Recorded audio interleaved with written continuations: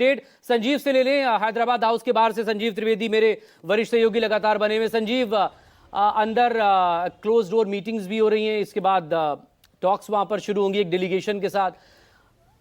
अब लगातार प्रधानमंत्री नरेंद्र मोदी इस बात का जिक्र करते रहे हैं कि भारत जो है वो बुद्ध और गांधी का देश है, और कैसे 2022 के बाद से ही युद्ध इस वक्त यूक्रेन और रशिया के बीच में चल रहा है। तो वहां से क्या कुछ इस तरह की अपडेट्स आई है कि भारत हमेशा से शांति के पक्ष में रहा है, कभी वो न्यूट्रल नहीं रह सकता अगर कहीं युद्ध की बात हो तो?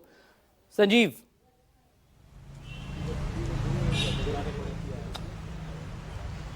देखिए, ये जो बैठक है हैदराबाद हाउस में इस वक्त चल रही है, इस बैठक की जो अवधि है वो 2 घंटों की है। 11:50 पर इस बैठक की शुरुआत होनी है और 1:50 पर प्रेस स्टेटमेंट ये जारी किया जाएगा। उस प्रेस स्टेटमेंट में ये बताया जाएगा कि किन किन से मुद्दों पर सहमति भारत और रूस के बीच बनी है। लिहाजा यहाँ पर आम तौर पर ये मानकर चलिए कि बहुत ही बिजनेस लाइक एनवायरनमेंट होगा, जहाँ पर जो इम्पोर्टेंट मेमोरेंडम ऑफ अंडरस्टैंडिंग होंगी वो साइन होंगी।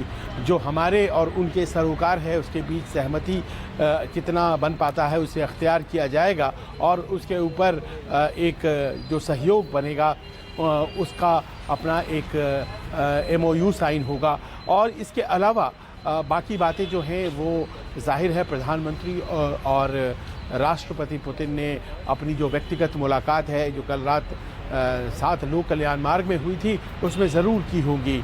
और उस वक्त गीता, भारतीय दर्शन जो है और ख़ास तौर पर युद्ध को लेकर के क्या है, उस बारे में जो सबसे अच्छा पुस्तक है, वर्णित जिसमें सबसे ज़्यादा है, वो भेंट की है राष्ट्रपति पुतिन को।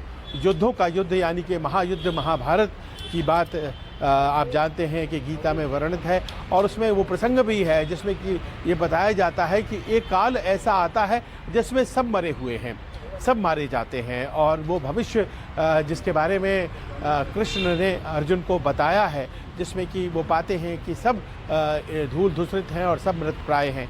तो आप कल्पना करिए कि युद्ध के बारे में पुतिन को संदेश अगर देना है तो इससे बेहतर और क्या हो सकता है कि उन्होंने गीता के उपदेश को बड़े ही सांकेतिक तरीके से एक पुस्तक के तौर पर गीता भेंट करके उन्हें बता दिया है कि युद्ध जो है वो कभी भी युद्ध के मैदान में ख़त्म नहीं होते हैं, वो हमेशा टॉकिंग टेबल्स पर ही ख़त्म होते हैं। बहरहाल हमेशा से शांति के पक्ष में रहने वाले भारत के स्टैंड को बेहतर जानता है रूस, और जाहिर है कि इस स्टैंड को सम्मान देने के बाद ही वो यहाँ पर मौजूद हैं। लेकिन यहाँ जो बातचीत हो रही है ये तो हमारे और उनके बीच जो व्यापार है, जो रक्षा है, जो निवेश है, इन सब में क्या सहयोग हो सकता है इस बारे में ही होने जा रहा है।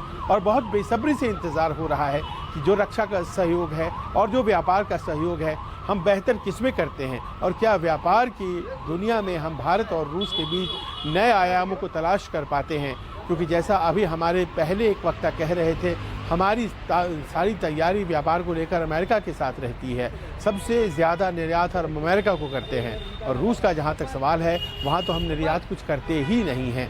तो क्या हमारे निर्यात बढ़ेंगे? टैरिफ ने हमें नए गंतव्य खोजने के लिए मजबूर कर दिया है, और क्या रूस इस मामले में हमारे काम आएगा, हमारा मददगार साबित होगा?